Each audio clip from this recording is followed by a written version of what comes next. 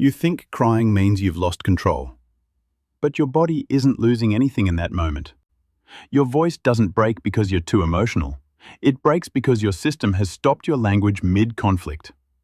In the next few minutes, you'll see why this only happens with certain people, and not everywhere. You're standing in a small room during an argument. The air feels thick, like there's no space left between your sentences. You start to speak, but your voice drops halfway through the very first line. Your eyes, once fixed on them, drift toward the floor without you meaning to. Inside, you still know exactly what you wanted to say, but your mouth simply won't follow your intention anymore. There is a clean split between your thoughts and your output, and you notice it happening in real time. This isn't about being sensitive. It's about what happens when your brain prioritizes survival over speech. Stay with this. Don't try to interpret it too fast. Because what happens next isn't just an emotional expression.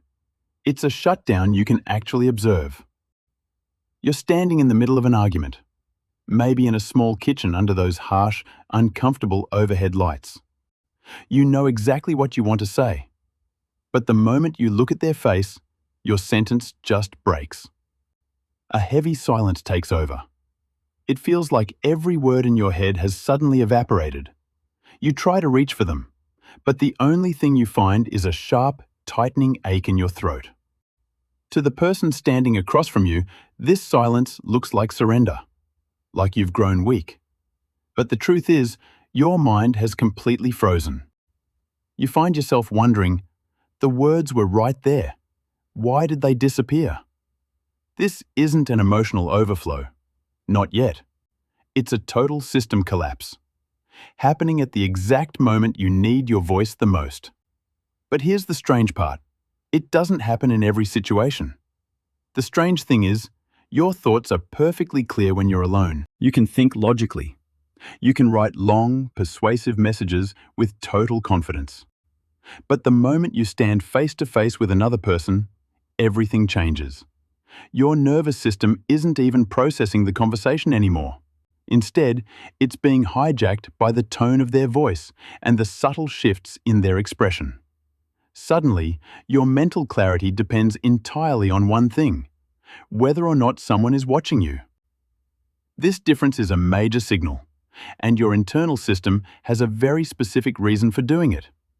The reality is, nothing dangerous is happening right now. Yet your body completely disagrees. A raised voice, a sharp tone, even a calm criticism paired with a tight, tense expression. Your body reacts long before the actual meaning of the words even forms. This is because your nervous system is holding on to threat patterns from your past. It isn't responding to the argument itself. It's responding to the cues it has learned to associate with danger. You can't separate your present safety from your past memories fast enough, so your body just reacts first. Your reaction is actually older than your logic, and that is exactly what creates the tears. It worked once, so your system kept it. As a child, conflict often feels inescapable. You cried when voices rose, and suddenly the situation slowed down or stopped. Your nervous system filed that away. Tears equal safety. This is behavioral reinforcement linking your tears with a survival outcome. The cost is that adult conflicts now trigger the exact same automatic response, even when escape is no longer needed. What saved you then is repeating you now. And it doesn't always match the person you've become today. This mismatch is exactly why the emotional rebound feels so overwhelming. It never comes out when you want it to. It only happens when you finally stop holding everything together. There are days when you stay perfectly composed at work or in public. You act normal. You stay professional. But later, one tiny, insignificant trigger releases everything. This is your unprocessed emotional load searching for a safe place to discharge. When the social pressure finally drops, your system lets go. Suddenly, the smallest moment becomes the final drop. So the real question isn't what just triggered you, it's what was already there waiting to be heard. Nothing about you is broken, but nothing about this is random either. You might still find yourself in the same kinds of arguments, but now you're starting to notice the pattern forming earlier, long before the words even break. This awareness creates a vital space between the trigger and your response. You begin to observe the collapse instead of just falling into it. Old automatic reactions might still appear sometimes, but they no longer have total takeover.